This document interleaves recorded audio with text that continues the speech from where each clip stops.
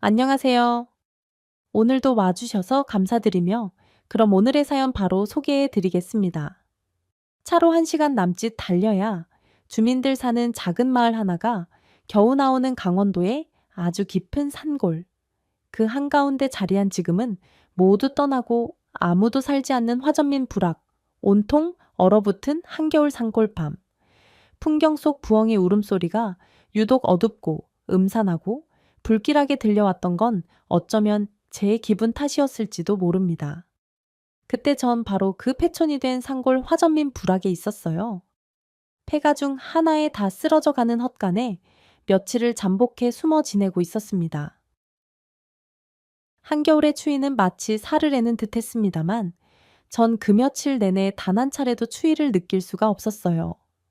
제가 잠복해 숨어 지내던 이유와 추위를 느끼지 않았던 이유는 단 하나였어요.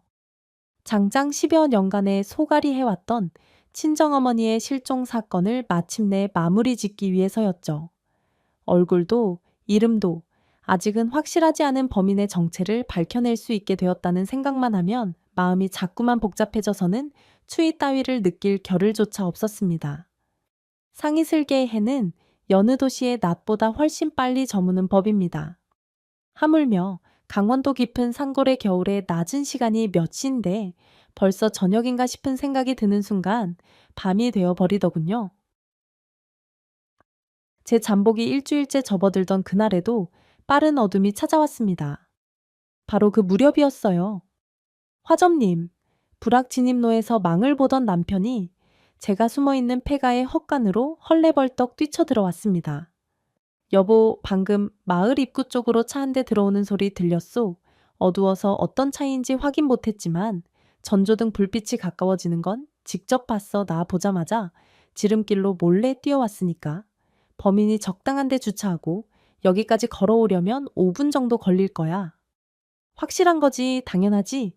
경찰 말로는 여기 아무도 안 사는 동네라면서 어두워진 이 시간에 혼자 찾아올 사람은 범인밖에 없어. 앞으로 벌어질 대참사에 대한 어떤 직감이라도 했던 걸까요?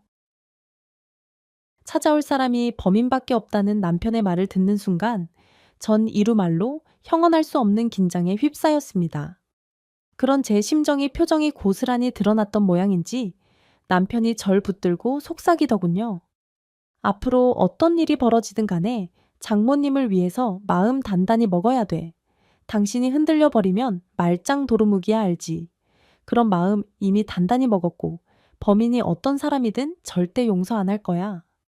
난 우리 엄마 딸이니까. 그렇게 마음을 다잡은 전 남편과 함께 잠시 숨죽여 기다렸습니다. 남편의 말대로 한 5분 남짓한 시간이 흘렀을까요? 마침내 저희 부부가 숨어있는 폐가의 마당으로 후레쉬 불빛이 비춰졌습니다. 그 후레쉬 불빛의 주인은 친정어머니의 실종 사건에 범인이 사실상 확실시되던 상황, 다 쓰러져가는 헛간의 마당으로 들어온 범인의 얼굴을 몰래 확인한 저는 마음 단단히 먹겠다는 각오와는 다르게 크게 당황하고야 말았죠. 그가 제발 범인이 아니기만을 바랐던 신랄 같은 희망의 끈이 사라져버리던 순간이었으니까요. 안녕하세요. 저는 아직은 중년의 한 여성입니다. 제가 겪은 너무도 충격적인 이야기를 한번 꺼내보려 해요. 저의 친정어머니께서는 가난한 농사꾼 집안에 딱 하나 있는 며느리셨어요. 1년 내내 고생고생해 가며 농사를 지어야 이듬해 보릿고개를 겨우 넘길 수 있을까 말까 할 정도로 가난한 소작농이었습니다. 하지만 가난보다 더 무섭고 힘들었던 것이 있었으니 그건 바로 제 할머니로부터 쏟아지는 구박이었죠. 너 설마 애 낳기가 무서워서 밤마다 아범 피하는 거 아니냐? 설마 그럴 리가요? 저도 빨리 아이 갖고 싶어요. 어머니, 그런 지가 혼인한 지 몇 해째인데 아직도 임신 소식이 없어. 5대 독자 손귀한 집안에 시집을 왔으면 얼른 사내놈 서너씩 순풍순풍 낳아도 모자랄 판에. 아니 하다못해 절에 다니면서 부처님한테 불공이라도 올리던가 아침 저녁 나절로 정화수 떠놓고 삼신 할머니께 문안 인사라도 올리든가 무슨 정성이라도 보여야 할 거 아니냐고. 이거사 저의 친가는 무려 5대 독자손이 무지하게 귀한 집안이었어요. 그래서 아들을 낳지 못한 친정어머니께서는 할머니에게 그야말로 죄인 취급을 받으면서 사셔야만 했죠. 그때까지만 해도 애 못 낳은 건 오로지 며느리 잘못이었던 시절이었으니까요. 결국 어머니께선 아이를 낳기 위해 참 많은 고생을 겪으셨다고 해요. 할머니가 동네에 애를 많이 낳은 아낙들의 속옷을 빌려다가 제 어머니에게 억지로 입혀놓는 것은 일상다반사일 지경이었습니다. 또 할머니는 보름달이 뜨는 달마다 애 많이 낳은 부부의 방으로 제 친정 부모님을 억지로 밀어 넣으셨어요. 그때마다 어머니께서는 민망함을 무릅쓰고 할머니의 강요에 따를 수밖에 없었습니다. 행여 할머니의 뜻을 거역했다가는 어떤 불벼락이 떨어질지 몰랐으니까요. 그런 우여곡절 끝에 첫 아이를 임신한 제 어머니께서는 할머니에게 아주 극진한 대접을 받게 되었지만 처사이로 딸아이인 제가 태어나자마자 돌변한 할머니의 차가운 태도와 마주하셔야 했어요. 결국 어머니는 할머니의 성화에 미처 풀리지도 않은 몸을 이끌고 밭을 나가셔야 했습니다. 하지만 슬픈 일은 거기서 끝이 아니었어요. 얼마 지나지 않아 할머니가 처음 보는 여인 하나를 집으로 데리고 왔다더라고요. 제동, 인사하거라. 이 집 둘째, 며느리다 둘째, 며느리란요. 이 집의 남자는 아범 하나밖에 없는 어머님. 설마 난 떡두꺼비 같은 손주만 얻으면 그만이니 그리 알거라. 딸 낳은 널 그 길로 소박아 놓은 것만으로도 감지덕지하고 그날 어머니께서는 당장에라도 도망치고 싶은 마음이 굴뚝 같으셨다고 합니다. 하지만 어린 제가 눈에 밟혀서 도무지 발길이 떨어지지가 않으셨대요. 행여나 남겨진 제가 할머니 구박을 받을까? 봐서요. 그렇다고 피덩이인 절 데리고 당장 어디 신세질 곳도 없는 처지기도 했습니다. 어머니의 친정은 그러니까 제 외가댁은 너무도 가난했었다네요. 먹고 사는 입이라도 하나 덜기 위해 제 어머니를 시집 보내버린 것이라고 하니 말 다 했죠. 그렇게 집에 남게 된 어머니는 날로 금슬이 좋아지는 남편과 둘째, 부인을 보며 매일 밤 설움을 삼켜야만 하셨대요. 그날의 설움을 당당하게 이겨내고 혈육인 제게 아픔을 물려주지 않겠다. 다짐하면서 말이에요. 몇 년이 지나 제 아버지와 둘째, 부인 사이에 아이가 생겼지만 그토록 독했던 할머니는 결국 아이가 손자인지 손녀인지 확인하지 못했습니다. 그 시절엔 참으로 무서운 병이었던 결핵으로 인해 유언도 없이 돌아가셨거든요. 제 어머니는 없는 살림의 옆집에 돈까지 구워가며 할머니의 장례를 최대한 정성스럽게 치르셨죠. 그때가 제 나이 7살 전 엄마를 이해할 수가 없었습니다. 할머니가 미울 법도 한데 엄마는 사람을 미워 라는 마음으로 떠나보내면 안 된다고 하셨어요. 자식인 제가 올바르게 자라길 바라는 마음에서 할머니를 향한 미움과 원망을 속으로 삭혀내며 며느리 된 도리를 끝까지 다 해내셨죠. 하지만 그래봤자 겨우 7살이었던 저는 그 마음을 도무지 헤아릴 수가 없었어요. 그리고 이해할 수 없는 일이 하나 더 있었습니다. 그건 바로 아버지였죠. 아버지는 임신 중인 둘째, 부인에게 부정탈지도 모른다며 할머니의 장례식엔 코빼기도 보이지 않았습니다. 그리고는 장례가 끝나기 무섭게 둘째, 부인만 데리고 집을 떠나버렸어요. 전 가지 말라며 울며 불며 매달렸지만 돌아온 건 아버지의 냉대뿐이었습니다. 네 둘째, 엄마 뱃속에 든 게 사내놈인 모양이다. 배꼽이 불뚝 솟아오른 걸 보니 사내놈을 잃은 시골 구석에 처박혀 농사만 짓게 할 수는 없잖냐. 아빠랑 작은 엄마는 그래서 떠나는 거야. 곧 태어날리 동생을 부족함 없이 잘 가르쳐서 우리 집안 이렇게 큰 사람으로 만들기 위해서 그럼 나랑 엄마는요. 네 산입에 풀칠이야 하겠냐. 알아서들 잘 먹고 잘 살거라. 아무리 딸 자식보다 아들 자식이 훨씬 더 귀한 대접받는 시절이었다지만 아무리 그래도 아버지는 저와 어머니께 좋은 부모와 남편은 절대 아니었습니다. 집에 돈 될 만한 것들은 죄다 가지고 가버렸으니까요. 저와 어머니가 더 독한 가난에 시달리거나 말거나 신경도 쓰지 않고 시골의 방치에 두다시피 하고 떠났습니다. 위기는 때로 사람을 더 강하게 만든다고 했던가요? 아버지가 떠난 직후 어머니는 참으로 치열하게 살았습니다. 그리고 전 어머니의 가르침에 따라 그야말로 죽어라 공부했어요. 비록 학생들 몇 명 없는 시골 작은 분교였지만 시험 때마다 전교 1등을 꿰찼고 국민학교 6학년 때는 학생회장에도 당선이 되었죠. 어머니께서도 소장농 일에 최선을 다하셨어요. 혼자 장정 3인분 일을 거뜬히 한다는 이야기를 들으실 정도로 열심히셨습니다. 덕분에 집안 사정이 어느 순간부터 눈에 띄게 좋아지기 시작하더니 제가 고등학교 진학을 앞둔 무렵에는 서울 한복판 명문 여자고등학교에 보내주실 수 있을 정도까지 되었죠. 그런 저의 모녀를 두고 동네 사람들의 칭송이 자자했습니다. 지혜들, 명문 여자 고등학교 입학할 정도로 공부를 잘한 아이는 동네에 저 하나였던 때다가 서울 한복판 자취방과 학비 뒷바라지해 줄 수 있는 부모도 동네에 저희 어머니 혼자셨거든요. 그 대단한 일을 동네 제일 가난했던 모녀가 이루었으니 동네 사람들 입장에서는 지켜보는 것만으로도 자신들 일처럼 감동스러웠을 거예요. 더 놀라운 건 어머니께서 거기서 그치지 않았다는 것이었어요.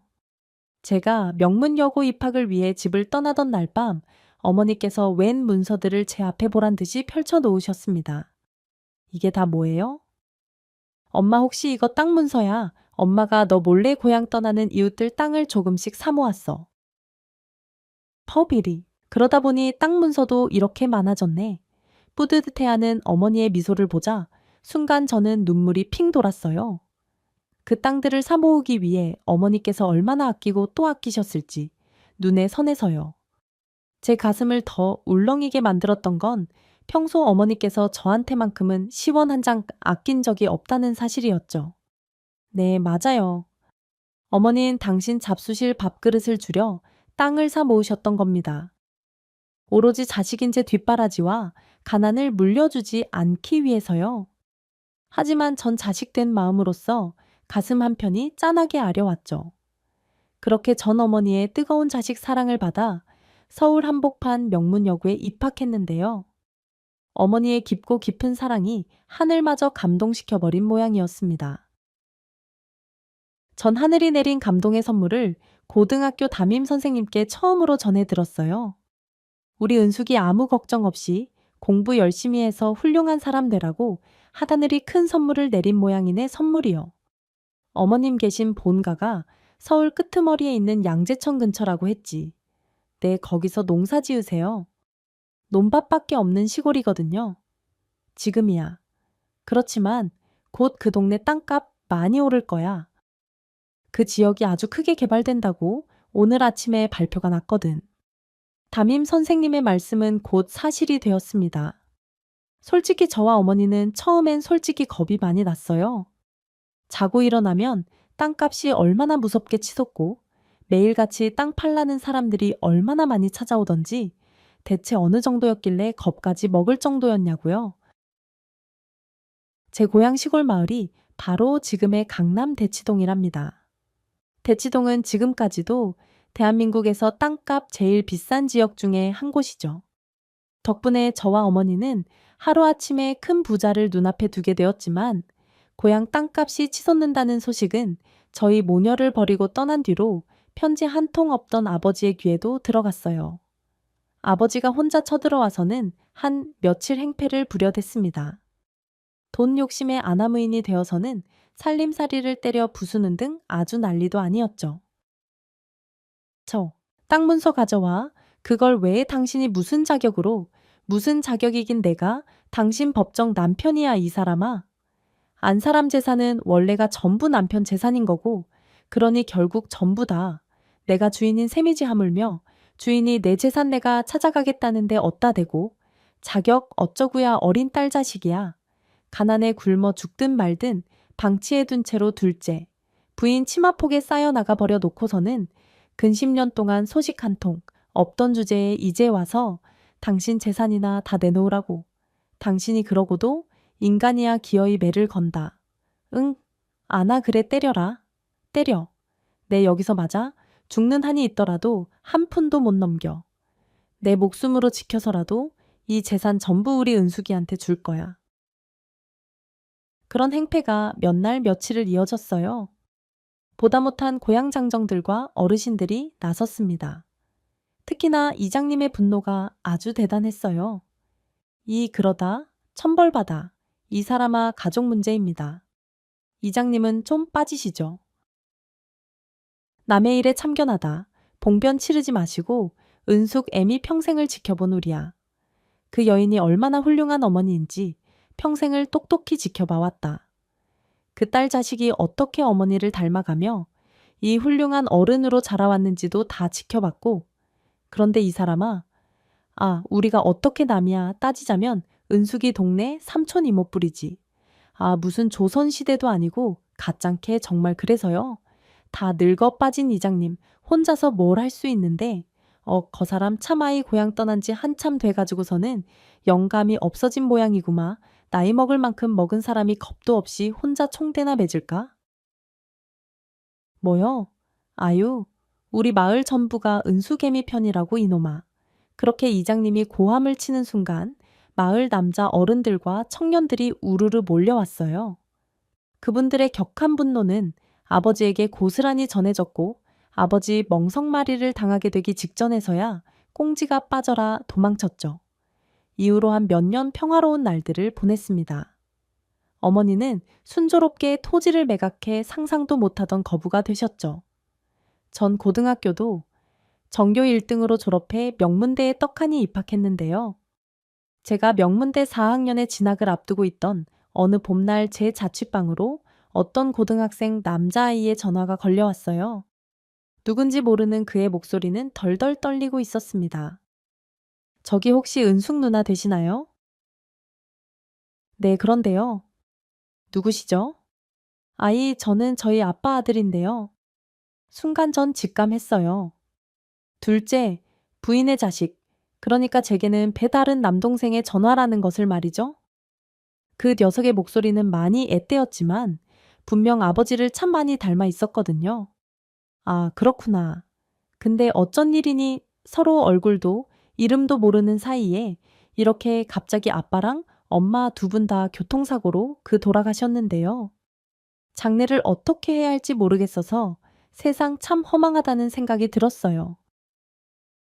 아버진 아들 자식 하나 뒷바라지 한다며 저와 어머니를 버리고 떠났는데 그런 아버지가 아들에게 부모 장례 절차 알려줄 주변 지인 하나 남겨놓지 않고 세상을 떠나버렸다는 사실이 제 입장에서는 선뜻 이해가 되질 않았던 거죠.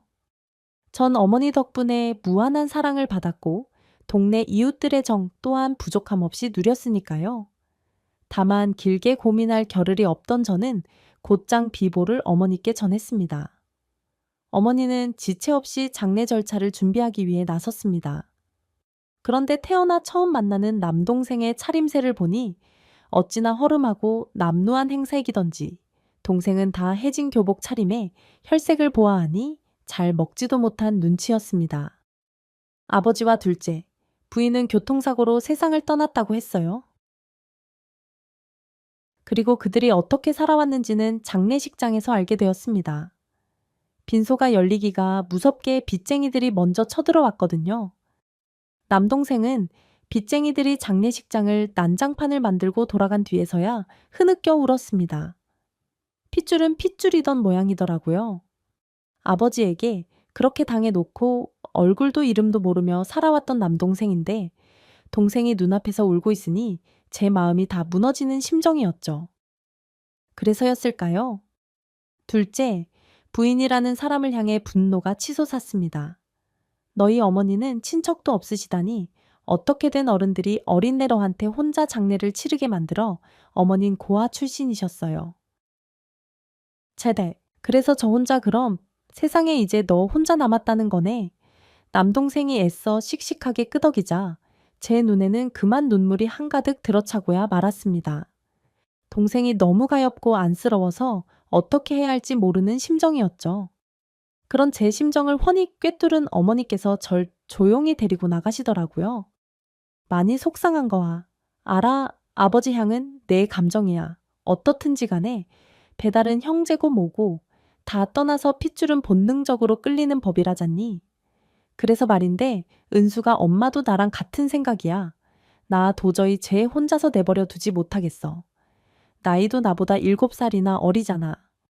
그런 애한테 혼자 상주를 맡길 수는 없잖아요. 그래도 한 번만 더 물어볼게. 아버지 장례를 상주로서 치르는 일이 너한테도 많이 힘들고 어려운 일이 될 거잖니. 그래도 정말 괜찮겠어. 그렇게 말씀하시는 어머니의 모습에서 전순간 할머니의 장례를 정성스레 올리던 어머니가 떠올랐습니다. 미워하는 마음으로 사람을 보내면 그 업보가 결국엔 자신한테 돌아오는 법이라며 엄마처럼 미움과 서름을 이겨내면서 올곧게 살아가는 사람도 있다는 걸 나한테 가르쳐 주고 싶어서 할머니 장래에 더 정성을 쏟는 거라고. 그치, 그랬었지. 그렇게 배우고 자란 제가 어떻게 이 상황을 외면해요. 엄마가 평생을 가르쳐 주었던 것처럼 반듯하게 행동해야지. 비로소 저와 어머니는 아버지의 장례를 성심성의껏 모시기로 다짐했고, 혼자 된 남동생과 함께 남 부럽지 않을 장례로 고인들을 보내드렸어요. 장례를 마치며 전 제가 참 반듯하게 잘 자랐다며 스스로를 다독였죠. 하지만 어머니의 훌륭함은 감히 제가 넘어설 수 없이 무한한 것이었습니다. 이제 어쩔 생각이니 장례 상황 봐서는 생활을 돌봐줄 어른들도 안 계실 것 같던데 어떻게든 살아봐야죠. 도와주셔서 감사합니다. 큰어머니, 그래도 넌 내 아버지처럼 앞뒤 분간 못하는 성민은 아닌 모양이구나. 내가 얼마나 어색하고 껄끄러운 사람일 텐데 꼬박꼬박 큰어머니라고 존대해 주는 거 보면 은숙이 누나 얼굴이 저랑 많이 닮았더라고요. 그래서 생각했어요. 누나랑 전 어쩔 수 없는 남매 아이, 죄송합니다. 큰어머니 죄송하긴 틀린 말 하나도 없는데 누가 뭐래도 너랑 은숙이는 한 핏줄을 나눈 남매야. 그리고 나도 너에게 가족이 되어 보면 어떨까? 날 엄마로 받아들여 달라고 강요는 하지 않을게. 다만 오래오래 공들여서 조금씩 천천히 너에게 새 보금자리가 되어주고 싶다. 진심으로 그 말이 떨어지기 무섭게 동생은 또 울음을 터뜨렸어요. 어머니께선 그런 동생을 포근하게 끌어안아 토닥이셨죠. 그래서 제가 어머니의 훌륭함은 감히 넘어설 수 없이 무한하다는 생각을 하게 된 것이었습니다.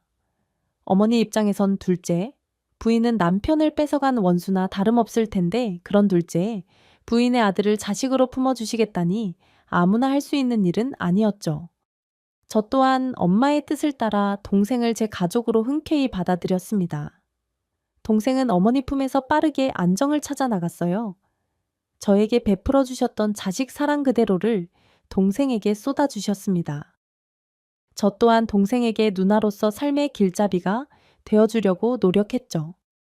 박사학위를 취득하며 대학원을 졸업한 후 모교인 대학의 시간 강사로 활동하기 시작해 정규 교수로서의 꿈을 향해 노력했습니다. 그러는 짬짬이 동생에게 과외도 해 주었고요. 동생 또한 저희 모녀의 가족 사랑에 부응이라도 하려는 듯 열심히 공부해 저보다 좋은 명문대에 떡하니 합격하더니 수석으로 졸업까지 해버렸죠. 그러는 사이 어머니의 연세는 어느덧 노년에 접어들기 시작했고 마침내 교수 임용에 성공한 전 대기업 다니는 좋은 남편을 얻었습니다. 그리고 몇 년 뒤 저희 모녀에겐 남동생을 장가 보내야 하는 시간이 다가왔죠. 동생이 축복 가득한 결혼식을 올리던 날 혼주석에 앉은 어머니는 어찌나 많은 눈물을 흘리시던지요. 동생이 신혼여행에서 돌아오던 날 어머니께선 그간 손수 관리해 오던 통장들과 재산들을 동생과 올케에게 맡기셨어요. 다만 제가 딸이어서 남동생에게 맡기셨던 건 아니었습니다. 오히려 어머니께서는 저를 배려해 주신 거였죠. 마침 저는 중요한 연구를 맡아 논문 준비에 끼니 챙길 새도 없이 바쁜 날들을 보내고 있었던 데다가 동생은 저희 모녀에게 친혈육과도 같은 가족이었으니까요. 이에 동생은 시원 한 장 허투루 낭비하지 않겠다. 욕심내지 않겠다. 철석같이 약속했고 그 약속을 철저하게 지켜나갔습니다. 그렇게 모든 것들이 행복에 겨운 날들이었어요. 저희 부부와 동생 내외 모두 금슬 좋고 화목한 부부였고 제 교수 일도 그 무렵 동생과 올케가 함께 시작한 사업도 전부 승승장구했습니다. 자식 잘 키워 시집장가 보내놓은 어머니께서는 모든 부모 마음이 그러하듯이 더는 바랄 것 없이 만족하며 사셨어요. 최대냐오. 그런데 어쩌면 그 달콤한 행복의 시간들이 제 눈을 멀게 만들었을지도 모릅니다. 어머니 인생에 평생에 걸친 불운의 그림자가 조금씩 저희에게 다가오고 있었어요. 그 불운의 그림자는 바로 어머니의 건강 문제였습니다. 어머니께서 너무 고된 노동으로 젊은 시절을 모두 지내오셨던 탓에 잔병치레가 무척이나 많아지셨거든요. 혈압과 뇌압이 많이 높다. 매사에 주의해야 한다는 진단을 받기가 무섭게 제가 보는 앞에서 잠깐 화장실에 다녀오신다면서 일어서려다 쓰러지셨어요. 그리고 정신없이 달려간 병원에선 청천벽력 같은 진단이 떨어졌죠. 중증 뇌출혈 증상이에요. 수술 후 경과를 지켜봐야 정확하게 알겠지만 연세도 있으시고 기력도 쌓이시다 보니 안정적인 예후를 장담할 수가 없겠습니다. 그럼 이제 어떻게 되시는 건가요? 흔히 예상되기로는 반신마비, 언어장애 등의 신경학적 후유증이 있을 수도 있고요. 그 밖에 여러 합병증 증세로 인해 정상적인 생활은 아마도 어려우실 거라고 봐야죠. 경우에 따라서는 급성 치매로 발전하는 상황 또한 염두에 두셔야 하고요. 의사의 사망 선고 같은 말에도 저는 좌절하지 않았어요. 동생과 제가 엄마를 잘 돌봐드리면 된다고 믿었으니까요. 하지만 수술에서 회복하신 어머니께서 방긋 웃으며 제게 건넨 첫마디에 전 결국 돌아서서 몰래 오열할 수밖에 없었습니다. 엄마, 우리 엄마, 맞죠? 엄마, 제 아무리 각오를 단단히 다졌다 한들 그 상황에 무너지지 않을 자식이라는 게 세상에 있기는 할까요? 어머니는 치매였습니다. 그날 이후로 어머니는 일상의 절반을 7살 어린이로 살게 되셨어요. 나머지 절반은 노년의 어머니로 돌아오셨지만 지켜보는 자식 입장에서는 노년의 어머니로 돌아오시지 않기를 바랐습니다. 그게 무슨 망발이냐고요? 어머니가 노년의 모습으로 돌아오는 게 대체 왜 싫은 거냐고요? 어머니께서 노년의 모습으로 돌아올 때마다 이렇게 말씀하셨으니까요. 엄마가 너무 미안해. 늙으면 죽어야 하는데. 괜히 몹쓸 병이나 걸려가지고서는 자식들한테 민폐나 끼치고 그토록 강한 분이던 어머니께서도 자신의 병 앞에서 많이 약해지시더군요. 저와 동생은 그저 어머니에게 최선을 다할 뿐이었습니다. 그런데 왜 나쁜 일은 한 번에 몰아치는 걸까요? 동생의 사업에도 먹구름이 끼기 시작했어요. 아주 갑작스럽게 부도 위기가 찾아오고야 말았죠. 서브프라임 모기지 사태라는 이름의 미국발 금융위기 탓이었습니다. 저 또한 대학의 연구비가 줄어들어 이래저래 마음고생을 시작하게 되었고요. 하지만 그때까지만 해도 저희는 우애 좋고 효심 깊은 남매였어요. 각자 어려운 상황 속에서도 어머니를 번갈아 가며 잘 모셨거든요. 그러던 어느 날 바로 그 사건이 터져버리고야 말았죠.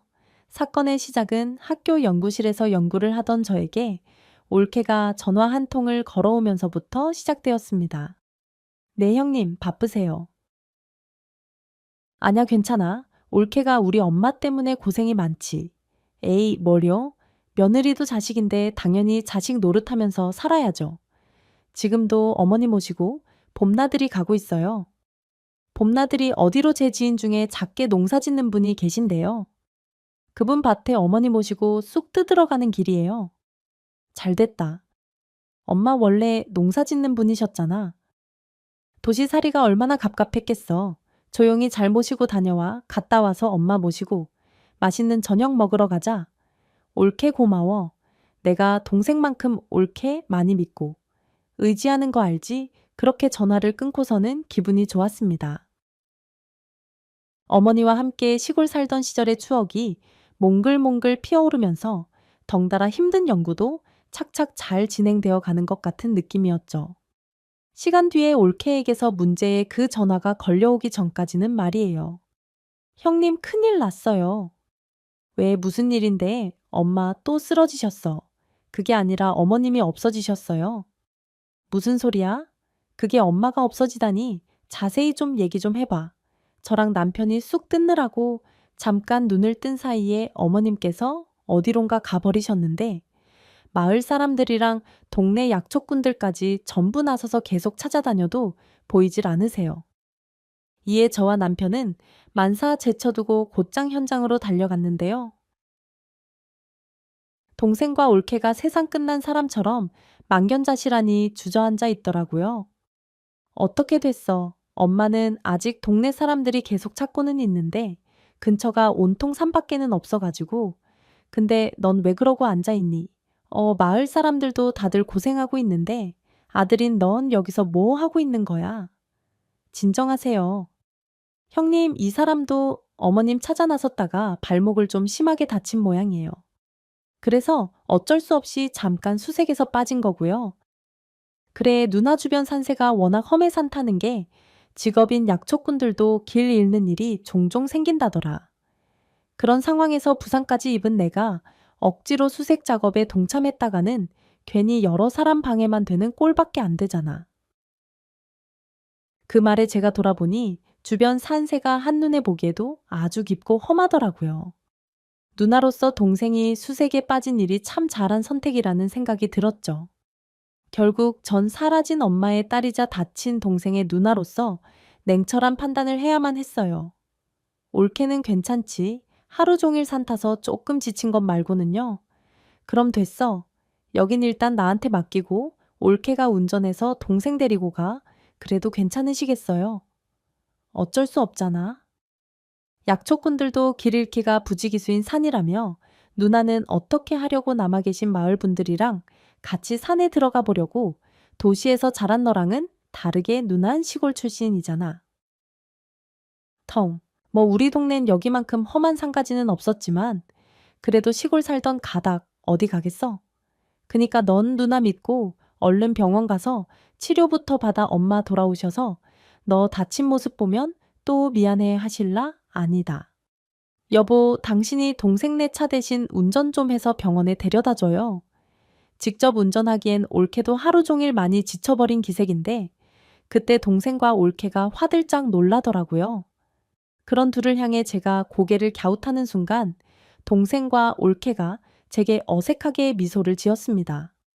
왜들 놀라고 그래? 매형이 운전해서 병원 데려다 주면 서로 안심이잖아.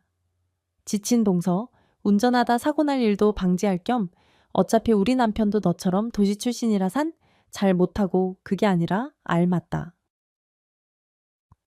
아니 누나 혼자 마음고생하게 둘 수 없으니까 매형이라도 옆에서 잘 다독여줘야지. 이 와중에도 역시 내 동생이 누나를 참 잘 챙긴다 하는 생각이 들었어요. 결국 동생은 올케가 운전하는 차를 타고 병원으로 향했고 누나 노릇을 마친 저는 마을 이장님의 도움을 받아 어머니를 찾아 산으로 들어가려고 했지만 수색을 나갔던 주민들과 약초꾼들이 때마침 빈손으로 산에서 내려오는 모습과 마주해야만 했습니다. 아, 이제 곧 해 떨어집니다. 더 이상은 위험해요. 멀쩡한 사람들까지 다쳐서 나오는 수가 생긴다니까요. 그래도요, 선생님 연로하신 장모님이 실종되셨어요. 건강하신 분도 아니고 치매까지 있으신 분이에요. 저 험한 산속에서 밤새 얼마나 무섭고 추우시겠냐고요. 하지만 저는 주민분들과 약초꾼분들을 다시 산으로 올려보낼 수가 없었습니다. 그분들도 모두 누군가의 자식이자 부모일 텐데 위험하기 짝이 없는 밤중의 산으로 도저히 올려보낼 수가 없더라고요. 그렇게 실종 당일의 수색은 실패로 끝이 나버렸죠. 전 그 지옥 같은 밤을 온통 눈물로 지사으며 괴로워했어요. 이튿날에는 경찰 소방대원 인근 군부대 군인들까지 동원되어 대대적인 수색 작전을 펼쳤습니다. 저와 남편 또한 목숨을 걸고 그 험한 산등성이들을 종일 헤집고 다녔고요. 하지만 어머니는 돌아오지 않으셨어요. 또 이튿날에도 다음 날에도 무려 일주일간의 대대적인 수색 작전 동안 어머니의 흔적조차 발견할 수가 없었습니다. 결국 수색 작전은 아무 소득 없이 종료되었고 담당 형사님께서는 죄송하다는 말만 거듭 남기며 자신의 자리로 돌아가셨어요. 전 곧장 학교에 교수직 사임 의사를 밝히고는 어머니를 찾기 위한 기나긴 여정을 시작했습니다. 전국에 있는 노인보호소란 보호소는 다 찾아다녀 봤어요. 행여나 엄마가 혼자 집에 찾아오시다 길을 잃지는 간이 않았을까 싶은 마음에 온갖 노숙자 쉼터란 쉼터도 빠짐없이 살펴보며 다녔습니다. 물론 어머니께서 실종된 곳은 충청북도의 시골 산골 마을이었지만 부모 찾겠다는 자식이 세상 어딘들 찾아다니지 못하겠냐고요.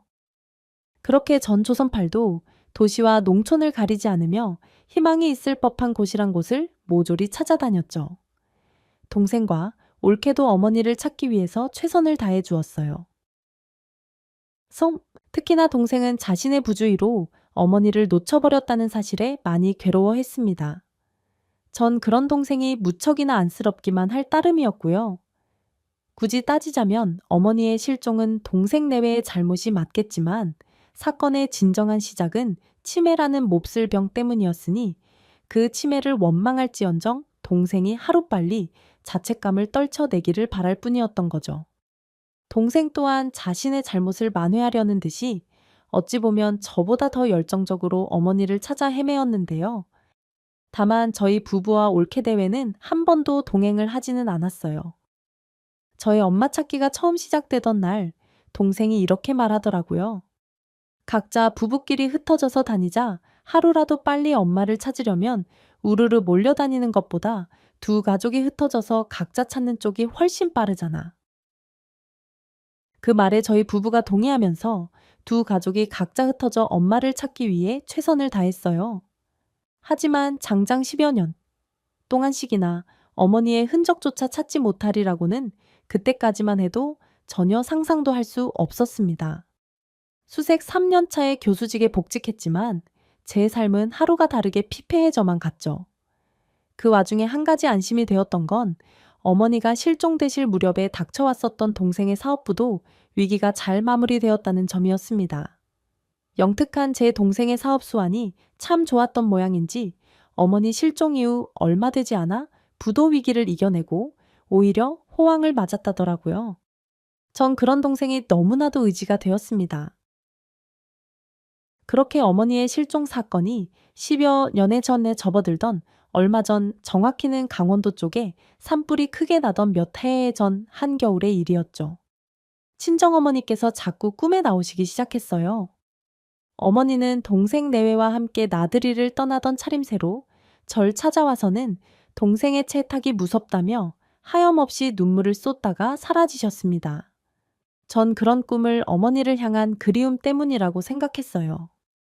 엄마가 오죽 보고 싶었으면, 내 삶이 오죽 피폐해졌으면 그토록 사랑하는 동생에게 어머니를 잃어버린 죄책감을 다 떠넘기려고 하나 싶은 생각으로 많이 괴로웠어요. 결국 전 우울증 약까지 복용하게 되었는데요. 얼마 뒤 그날도 어김없이 어머니를 찾아 헤매던 예에 제게 전화 한 통이 걸려왔습니다. 여보세요. 아니, 네, 여기 파출소인데 혹시 성함이 최은숙 씨 맞습니까? 네, 제가 최은숙인데요. 아유, 그러시구나. 이거 죄송하게 됐습니다. 저희 쪽에서 착오가 있었던 모양이에요. 전 지푸라기라도 잡는 심정으로 되물었어요. 제가 실종된 김자개자 춘자 씨 딸입니다.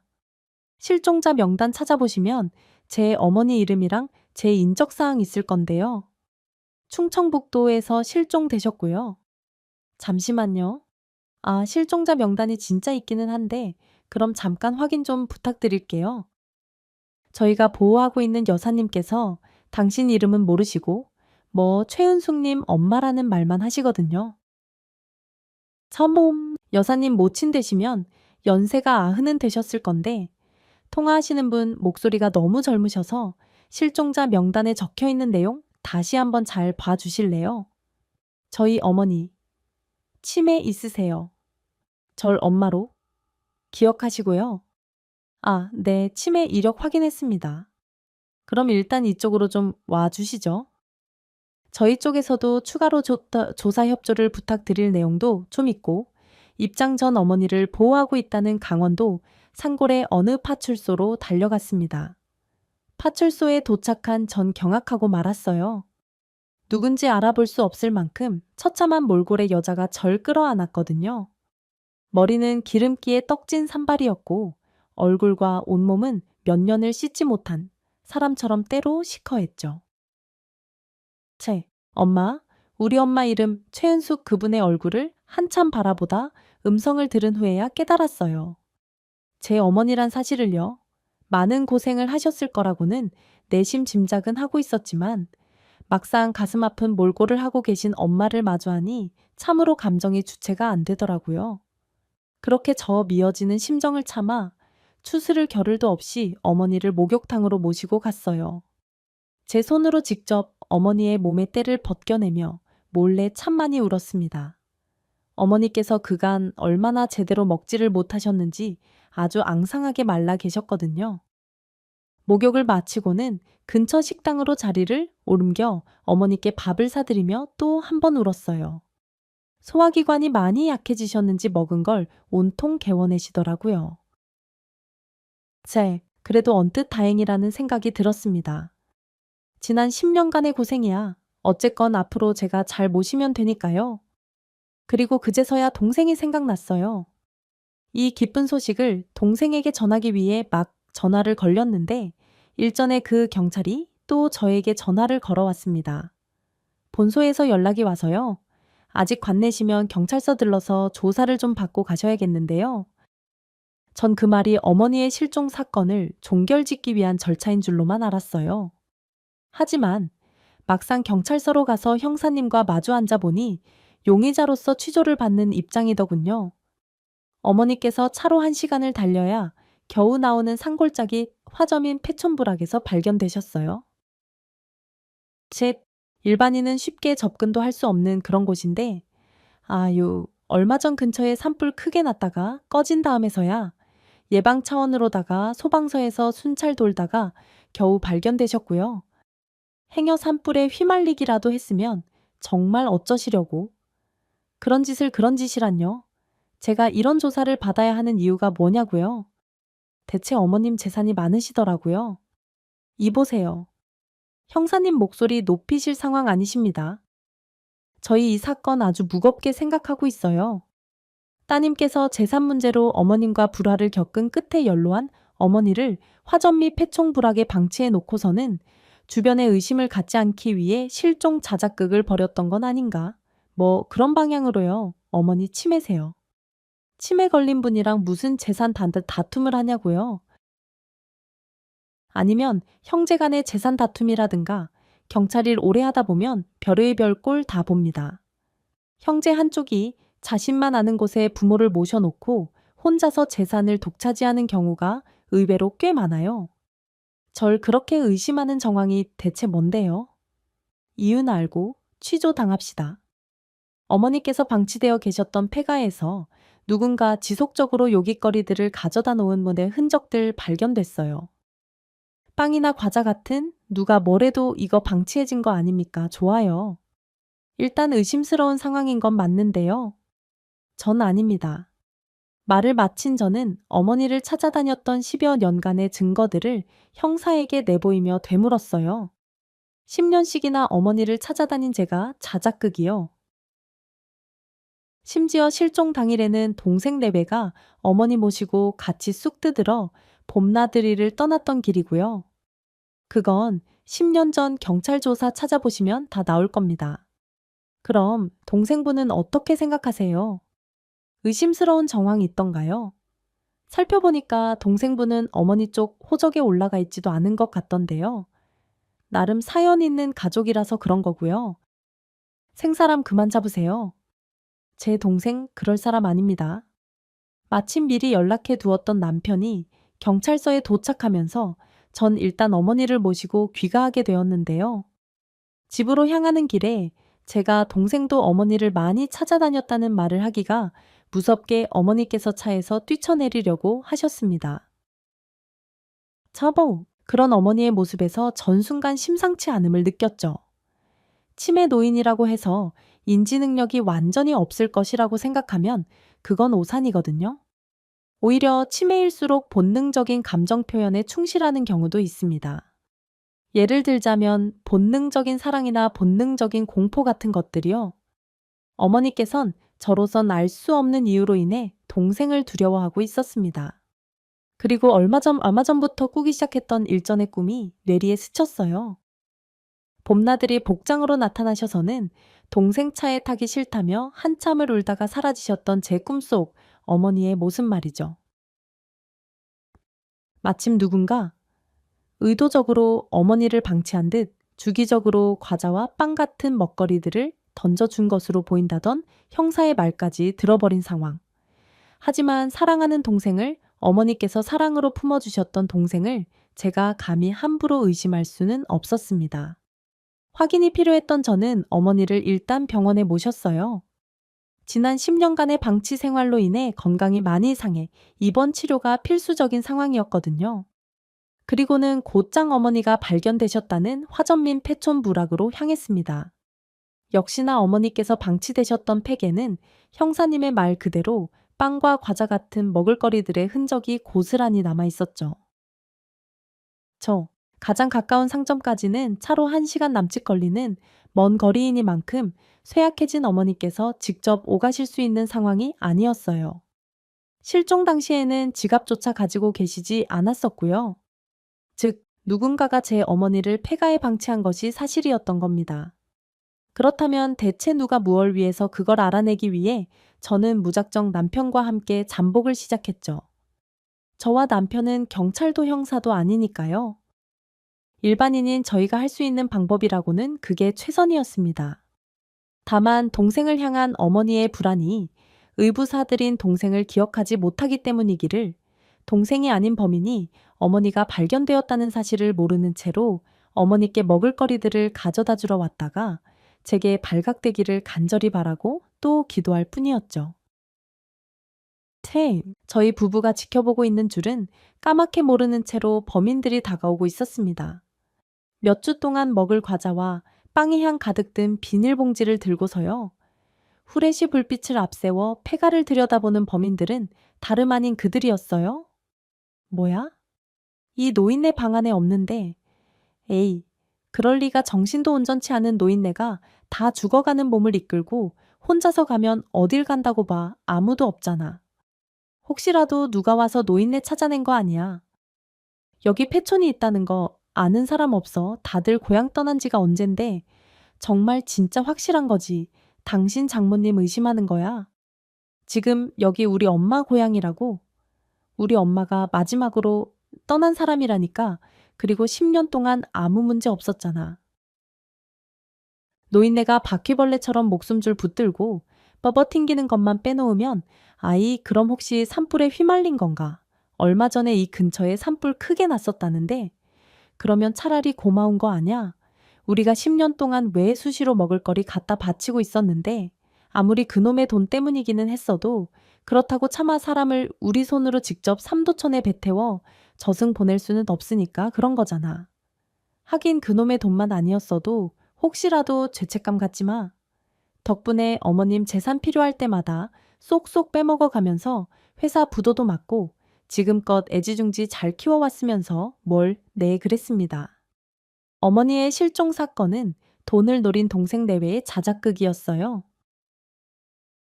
과거 어머니께서는 연구와 논문 작성으로 바쁜 저를 배려해 당신의 통장과 재산의 관리를 동생 내외에게 맡겼었습니다. 저 또한 동생을 친혈육으로 생각했기에 흔쾌히 동의했었고요. 바로 그게 화근이었던 겁니다. 그놈의 억소리, 우습게 나오는 재산과 돈노름이 동생을 악마로 만들고야 말했던 것이었죠. 미국발 경제 위기로 인해 애지중지하던 사업이 부도 위기에 몰렸겠다. 마침 어머니께선 자기가 누군지도 모르는 치매의 환자셨겠다. 얼마나 달콤한 유혹이었겠냐고요. 그런 제 심증은 이어지는 동생의 한마디를 통해서 확실해졌어요.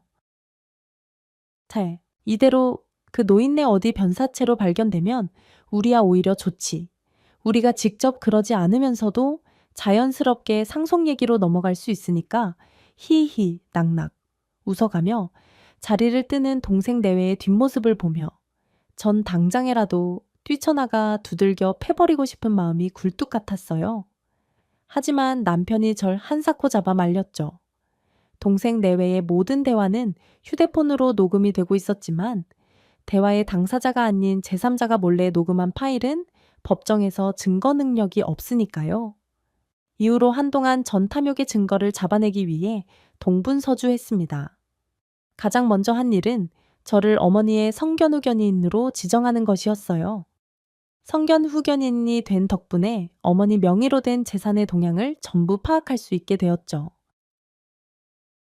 그 결과 동생 내외가 어머니의 계좌에 있던 현금 거의 전부를 빼돌린 흔적이 발견되었습니다. 장장 10여 년에 걸쳐 티 안 나게 조금씩 빼돌렸더라고요. 다만 어머니 명의로 되어 있던 부동산만큼은 건드리지 못했는데요. 실종 상태인 어머니가 부동산 거래를 하게 되면 이를 의심스럽게 여긴 경찰들을 통해서 자신들의 악행이 발각될까 우려했던 것 같아요. 또한 동생은 법적으로는 어머니와는 아무 관계없는 사이이기 때문에 제가 성년후견인 지정을 통해 자신들의 행각을 캐고 있다는 사실을 동생 내외는 까맣게 모르고 있었죠. 두 번째로 제가 한 일은 동생이 어머니를 찾아다녔다고 제게 말했었던 곳들을 일일이 직접 재방문하는 것이었어요. 참, 시간이 오래 지난 곳들에서는 기억이 잘 안 난다는 대답을 받았지만 동생이 근래에 방문했다는 곳들에서는 달랐죠. 제가 동생의 사진을 보여주자 그런 사람들 없다는 대답이 돌아왔거든요. 실종된 노모를 찾아서 방문하는 사람이 몇 년에 한 번 있을까? 말까 한 일이니 동생이 찾아왔더라면 자신들도 분명하게 기억하고 있을 거라면서요. 덕분에 거의 모든 퍼즐이 맞추어지게 되었습니다. 이제 제게 남은 건 두 가지였어요. 계좌에서 돈을 빼돌린 흔적만 가지고는 부족했죠. 어머니께서 동생 내외에게 직접 관리를 맡기셨던 것까지는 사실이니까요. 다른 한 가지는 동생 내외가 어떻게 실종 자작극을 벌였는가 하는 점이었습니다.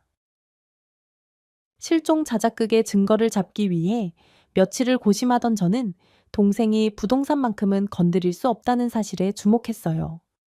동생이 자신을 품에 안아주신 은인에게 해코지할 정도로 돈에 눈이 팔린 사람이라면 결국에는 그 돈이 동생을 꿰어낼 수 있을 거라는 판단을 했던 거죠. 그렇게 전 동생에게 마치 아무 일도 없었던 사람처럼 전화를 걸었습니다. 어머니 실종된 지도 10년이잖아. 법적으로도 몇 년 지나면 사망 선고가 가능하다던데 우리 이제 그만 어머니 보내드리자. 그동안 엄마 찾아다니느라 너도 나도 많이 피폐해졌잖아. 더 이상은 어머니께서도 원하시지 않을 거야. 누나 지금 그게 할 소리야? 어머니 살아계실 거야. 100년이 걸리든 1000년이 걸리든 내가 꼭 다시 집으로 모셔올 테니까. 허튼 소리 하지 마. 제발 어머니 명의 부동산들도 생각해야지. 가뜩이나 부동산 경기가 요동친다는데 어머니 실종 소식이 투기꾼들 귀에 들어가는 날에는 너 아주 큰 손해보는 거잖아. 그게 왜 내 손해야? 난 재산에 관심 없으니까 처음부터 다 넣어줄 생각이었으니까. 그래, 아이 아무리 그래도 이러는 거 아니야? 어머니께서 누나를 얼마나 사랑하셨는데. 아유, 그래도 이젠 너무 지쳤다. 암튼 난 재산 너한테 다 넘기면서 어머니도 마음속으로 같이 보내드릴 예정이니까. 자세한 얘기는 직접 만나서 하자. 내일 주말인데 같이 숙도 들어가면 어때 어머니를 향한 그리움도 단념할 겸 동생은 생각해보겠다는 말을 끝으로 전화를 끊어버렸습니다. 누가 모를까 봐서요. 전화기 넘어. 진짜 얼굴은 신나서 웃고 있다는 걸 역시나 동생 너에는 제가 아름아름 찾아낸 산등성이로 유유히 모습을 드러냈어요. 그곳은 쑥이 지천에 널려있는 장소였죠. 더 기다릴 것도 없던 전 동생 내외가 인사를 건너기도 전에 대뜸 휴대폰 녹음 파일부터 재생시켰습니다. 어머니가 방치되었던 폐가에서 잠복하며 녹음했던 동생 내외의 추악한 대화가 흘러나왔죠. 뜻밖에도 동생 내외는 아주 덤덤하게 녹음 파일을 듣더니 이내 동생이 제 손에서 휴대폰을 빼앗아 짓밟았어요. 그리고는 주위를 두리번거리며 다른 사람이 없다는 걸 확인하기가 무섭게 표독스런 표정을 고스란히 드러냈죠. 그런 동생의 모습은 과거 돈에 눈이 멀어 저희 모녀를 겁박하던 아버지와 똑같이 닮아 있었습니다. 다 알면서 사람 놀리니까 좋아 보니까 순순히 재산 넘길 것 같지도 않은데 대체 뭘 어쩌자고. 그거 알아? 너 지금 아버지랑 똑같은 표정인 거. 하긴 생각해보니까 아버지 행동도 지금의 너랑 비슷했었지. 집안에 돈 될 만한 건 싹 챙겨가지고 떠나버렸어. 본처랑 어린 딸 자식은 시골에서 굶어 죽거나 말거나 방치해둔 채로 이래서 핏줄은 못 속인다는 거구나. 너도 똑같아. 그 아버지의 그 자식. 아, 용건만 간단히 해. 괜히 돌아가신 아버지. 얘기 꺼내지 말고 용건 그래. 그럼 단도직입적으로 물어보자. 그날 어머니를 어떻게 숨겨서 강원도 그 산골짜기까지 데리고 간 거야? 니들 채 어머니 숨겨놓고 실종됐다면서 그 난리 부르스를 쳤던 거야.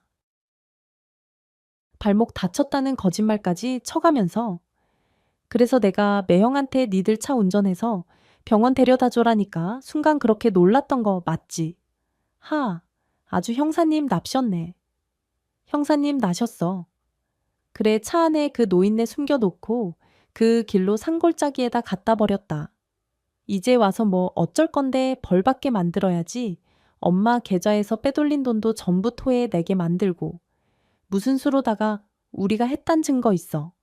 아, 방금 그 녹음 파일 몰래 숨어서 녹음한 파일은 증거 효력 없는데 이걸 어쩌나지 재산도 그래? 치매 노인네가 무슨 수로다가 나한테서 돈을 돌려받을 건데 내가 직접 돌려받아 어머니의 청년 후견인 자격으로 성년 후견인은 보호 대상의 법적 지위를 대신해서 행사할 수 있다는 것 정도는 상식이니까. 잘 알고 있을 테고 증거 효력 맞아 몰래 숨어서 녹음한 파일이라면 당연히 증거 능력 없지. 근데 하고 말하며 저는 주머니에 숨겨두었던 두 번째 휴대폰을 동생 내외를 향해 보란 듯이 뽑아 들었습니다. 물론 당연히 녹음 중인 휴대폰이었죠. 너랑 나랑 직접 대화한 녹음 파일이라면 어떨까? 그거라면 100% 증거 효력이 차고 넘치는데 너 방금 내가 던진 미끼 제대로 문 거야? 네 입으로 내 몹쓸 짓거리들을 홀라당 증언해버린 꼴이라고 알아. 순간 동생 내외는 사색이 되었어요. 오죽 당황하고 마음이 급했던지 동생은 제게 외마디 욕설을 터뜨리며 두 번째 휴대폰마저 빼앗으려 했습니다. 하지만 그런 동생에게 돌아온 건 저의 서슬퍼런 꾸짖음 뿐이었어요. 내가 아무런 대책도 없이 너처럼 위험한 애를 혼자서 만나러 왔겠니 매형이? 지금 어디서 뭘 하고 있는지 알아. 경찰서에서 대기 중이야. 증거 확보 성공했다는 내 연락 기다리면서 내가 연락하는 즉시 내 손목에 쇠고랑 채워주려고. 덕분에 경찰들이 내가 지금 여기 있다는 거 뻔히 다 아는데 이 자리에서 내가 털끝 하나라도 다치는 일이 생긴다. 유력한 용의자는 너가 된단다. 이 모질이 자식아. 그러자 결국 패배를 직감한 동생 내외는 꿀먹은 번거리가 되었습니다. 전 아랑곳하지 않고 마지막 한마디를 날렸어요.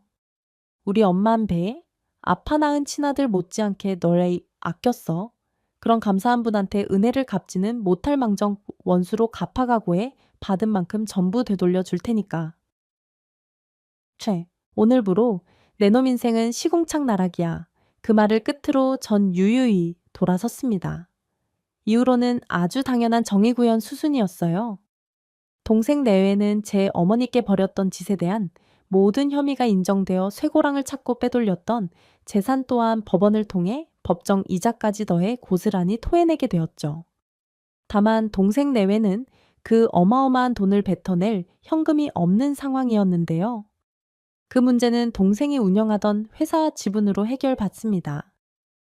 전 돌려받아야 하는 금액만큼을 동생 회사 지분을 통해서 받아냈어요. 물론 법원에서 인정하는 합법적인 채권 추심 절차를 통해서였습니다. 또한 그 회사 지분의 50%가 동생 명의였고 나머지 50%가 올케 명의였던 탓에 동생은 회사 전부를 제게 가져다 바친 꼴이 되고야 말았어요. 정확히 말하자면 제 친정어머니에게 되돌려준 꼴이었죠. 그렇게 결국 망가져버린 건 동생 내외의 인생뿐이었습니다. 동생 내외가 그 소식을 들은 건 다름 아닌 교도소였거든요. 제 사연은 여기까지입니다. 전 오늘도 사랑하고 존경하는 친정어머니를 성심성의껏 모시고 있어요. 그 마음 앞으로 절대 변하지 않을 것을 여러분 앞에 약속드리며 제 이야기를 마치겠습니다. 긴 이야기 들어주셔서 감사합니다.